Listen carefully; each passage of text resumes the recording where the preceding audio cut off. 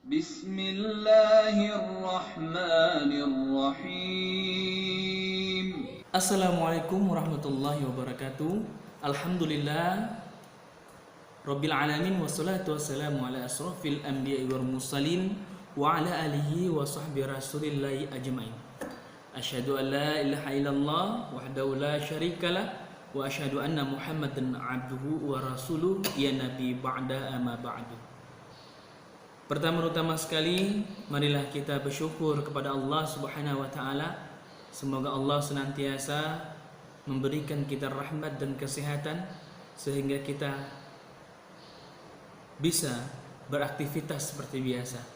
Dan sama-sama kita berdoa kepada Allah, semoga wabah atau penyakit ini itu cepat diselesaikan. Kita sama-sama berdoa kepada Allah.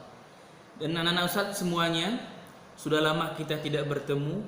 Canda tawamu mengingatkan Ustadz canda tawamu yang selalu Ustadz ingat ketika dalam kelas, ketika kita bertanya dan Ustadz pun menjawab dari pertanyaan antum atau antuna, itu terasanya sangat rindu sekali. Semoga anak-anak Ustadz semuanya di dalam keadaan sehat, dan ingat, seperti yang telah diinstruksikan oleh pemerintah kita, tetap di rumah, jangan kemana-mana. Dan ingat selalu jaga kesehatan, jangan lupa minum madu, ya, dan obat-obat herbal atau vitamin-vitamin untuk menjaga imun kita atau menjaga stamina kita supaya kita selalu dalam kondisi sehat.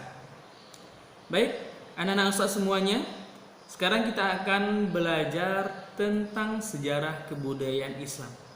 Ya, ini adalah pelajaran kelas 7.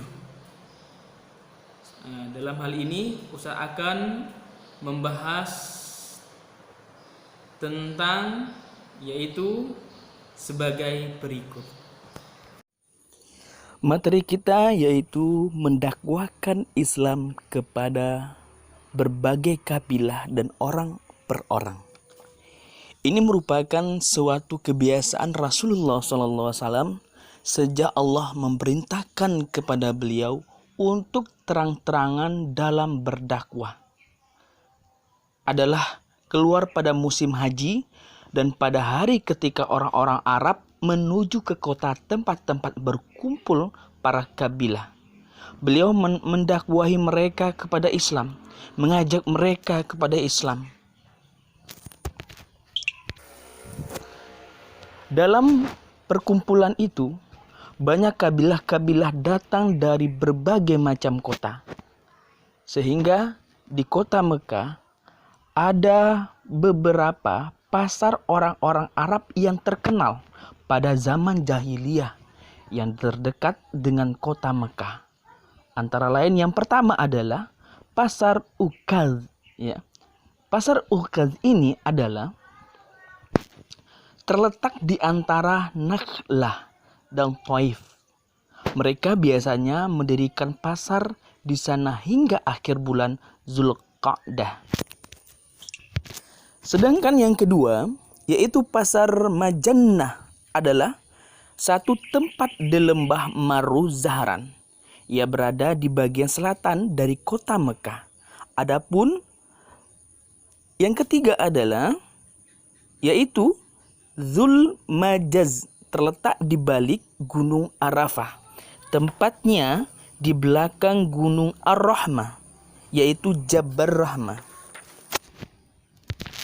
Mereka mendirikan pasar di sana dari awal Zulhijjah hingga dari ke-8, kemudian berhenti untuk menunaikan ibadah haji. Itu merupakan pasar tempat-tempat berkumpul para kabilah-kabilah yang berada di luar kota Mekah. Rasulullah SAW mendatangi mereka dan mengajak mereka untuk berdakwah agar mereka masuk Islam. dan menyatakan bahwa Islam ini adalah merupakan agama yang benar dan yang diredoi oleh Allah Subhanahu wa taala. Namun ada beberapa kabilah-kabilah yang merespon dari berbagai alasan. Yang pertama adalah mereka merespon atau menanggapi dari dakwah Rasulullah SAW, yaitu yang merespon positif adalah orang-orang yang telah memahami dakwah Rasulullah dengan hati yang terbuka. Dan ada pula para kabilah-kabilah yang menolak secara halus dari dakwah Rasulullah Sallallahu Alaihi Wasallam. Dan ada pun yang mengisyaratkan supaya diberikan kedudukan setelah masuk Islam. Bahkan mereka ada yang mengasingkan dengan mengatakan keluarga dan kerabatnya yang lebih tahu tentang dirimu saja tidak mau mengikutimu. Dan ada pula yang menolak dengan keji, yaitu Bani Hanifah, yang merupakan orang-orang Musailamah Al-Kadzdzab, adalah golongan yang paling keji penolakannya atas dakwah Rasulullah SAW. Sedangkan orang yang menerima dakwah Rasulullah SAW, Allah menakdirkan berimannya beberapa orang selain penduduk Mekah saat dakwah Islam berjalan pada tahap yang paling sulit di kota itu. Di antaranya orang-orang yang termasuk yang terketuk hatinya dalam masuk Islam. Yang pertama adalah Syuaib bin As-Syamit. Dia adalah seorang penyair yang pandai yang berasal dari Madinah. Dia dijuluki Al-Kamil, yang artinya yang sempurna, karena kedudukan dan keindahan syairnya. Makanya disebut Al-Kamil. Dia mendatangi Rasulullah dan memaparkan hikmah yang dimiliki oleh Luqman.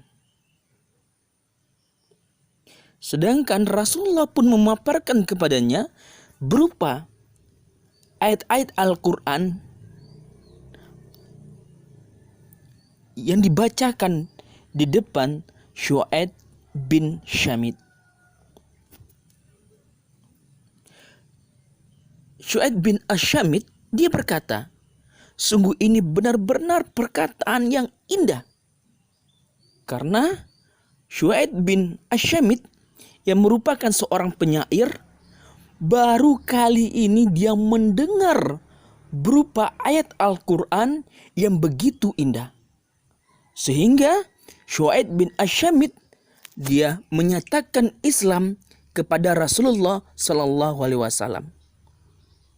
Dan pada akhirnya dia terbunuh dalam perang Bu'ath antara kabilah Aus dan Khazraj.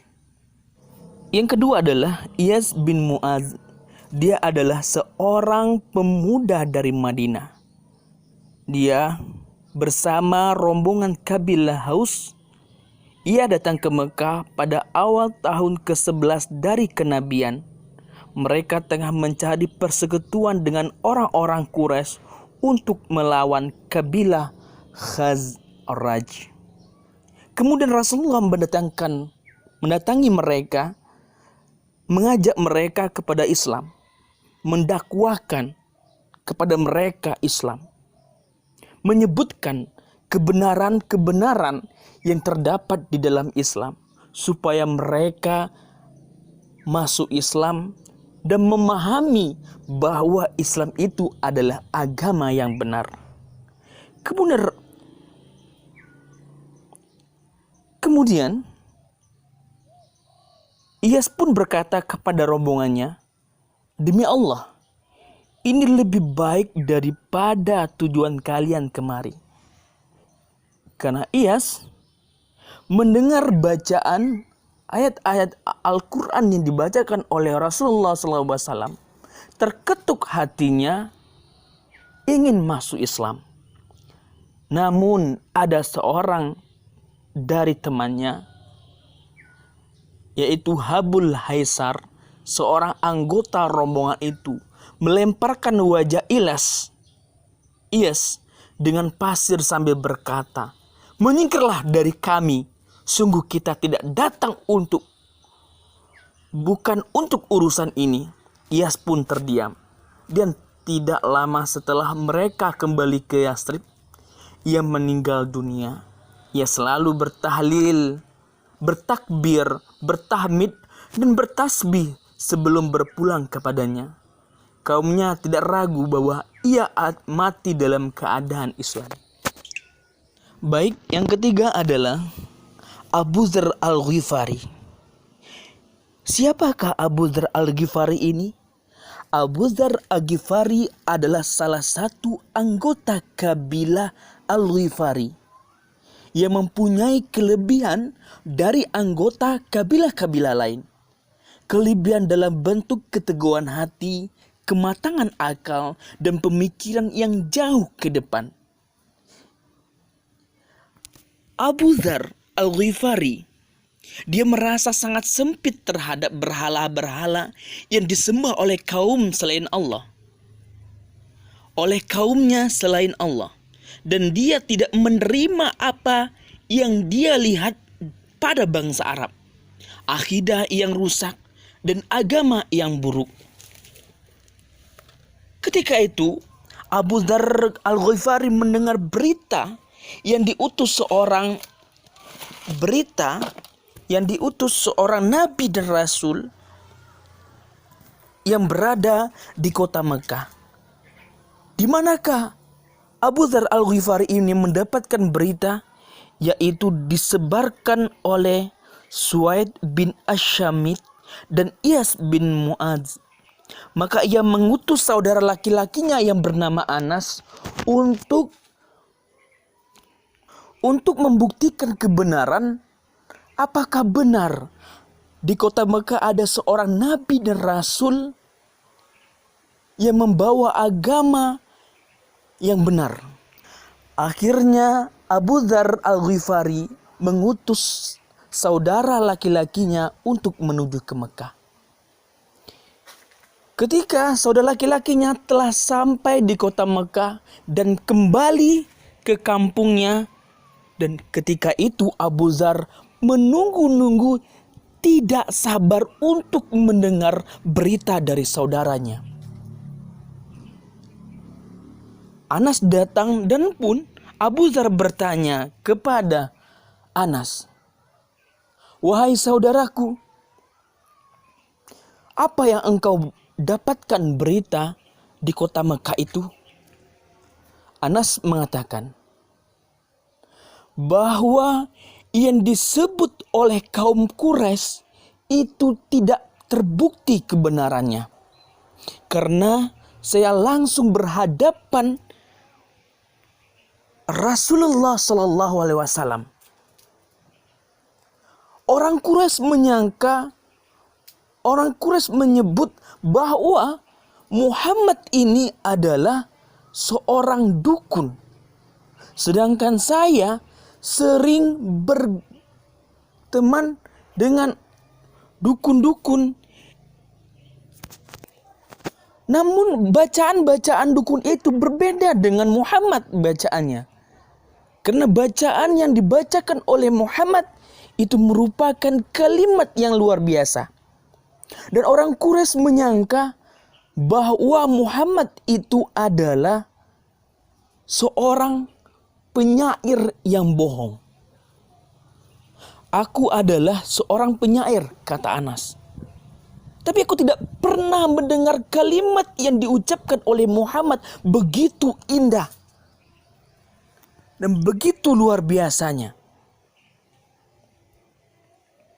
Dengan hal itu, Abu Dzar Al-Ghifari penasaran, ingin mendapatkan informasi yang lebih banyak lagi tentang utusan Allah. Apa yang dipesankan oleh Anas? "Abu Dzar Al-Ghifari, ketika engkau sampai di kota Makkah, janganlah engkau bertanya kepada orang orang di sekitar Mekah. Karena pada saat itu orang-orang kota Mekah sangat sensitif terhadap orang yang bertanya tentang Muhammad. Apabila kamu bertanya tentang Muhammad, maka kamu akan disiksa oleh kaum Quraisy. Akhirnya Abu Dzar pergi ke kota Mekah. Dan dia tidak mengatakan dan dia tidak bertanya sepatah pun kepada orang-orang Quraisy. Dan hanya berbekal bekal yang sedikit. Namun Abu Dzar selama di kota Mekah, dia hanya meminum air Zam-Zam saja untuk menjanggal perutnya yang lapar. Tapi Masya Allah luar biasa. Dia merasa kenyang terus ketika minum air Zam-Zam. Dia duduk di sebuah masjid dan akhirnya lewat sahabat Rasulullah SAW yang bernama Ali bin Abu Thalib. Bahwa pada saat itu kota Mekah dan orang-orang Islam, ketika ada seorang tamu yang datang dari negara jauh dan pergi ke kota Mekah, itu dilayani dengan sebaik-baiknya. Dan begitu juga dengan Ali bin Abu Thalib bertemu dengan Abu Dzar dan diajak ke rumahnya dan bermalam di rumahnya, dan Abu Dzar tidak mengatakan sepatah kata pun. Setelah keesokan paginya dia pergi lagi di sebuah masjid dan dia duduk di situ. Dan akhirnya Ali bin Abu Thalib lewat lagi. Ketika lewat, akhirnya diajak lagi ke rumah Ali. Dan begitu sampai ketiga kalinya, akhirnya Ali bin Abu Thalib bertanya kepada Abu Dzar Al-Ghifari ini, "Apa yang engkau cari saudaraku?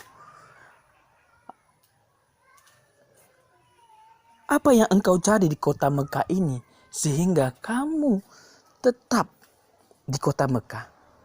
Akhirnya Abu Dzar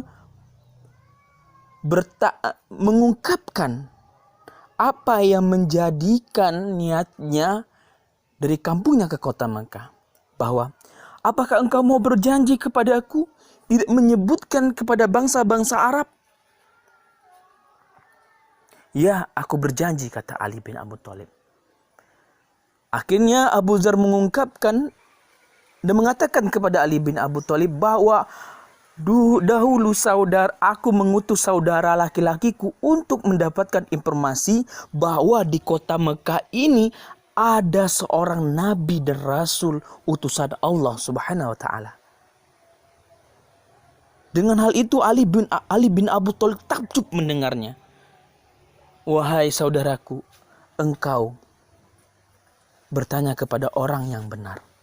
Akhirnya pada saat itulah Abu Dzar bertemu Rasulullah, langsung mengucapkan kalimat syahadat, "Asyhadu an la ilaha illallah wa asyhadu anna Muhammadar Rasulullah."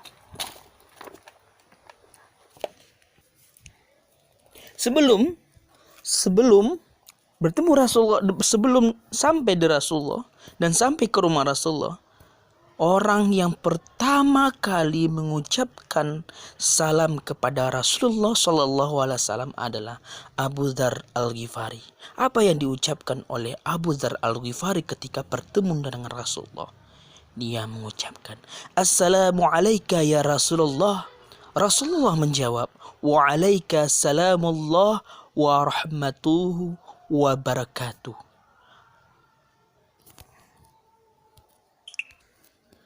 Dan Abu Dzar akhirnya belajar agama kepada Rasulullah SAW. Oke, baik. Alhamdulillah. Itu saja penjelasan Ustadz. Semoga antuna bisa jelas. Dan ingat, ini ada beberapa tugas yang antuna kerjakan.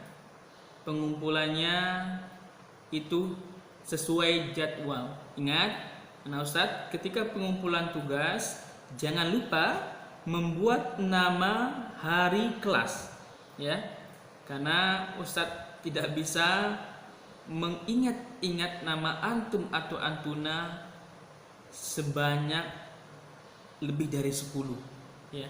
Ya. Nanti ketika pengiriman tugas jangan lupa antum buat nama kelas dan lainnya, serta di bawahnya kalau ada yang sambungannya dikasih di bawahnya dan buat nama. Semoga anak-anak Ustadz tetap semangat, selalu taat kepada orang tua, selalu patuh kepada orang tua. Ingat, jangan pernah durhaka kepada orang tua. Ya, demikian Ustadz akhiri. Assalamualaikum warahmatullahi wabarakatuh.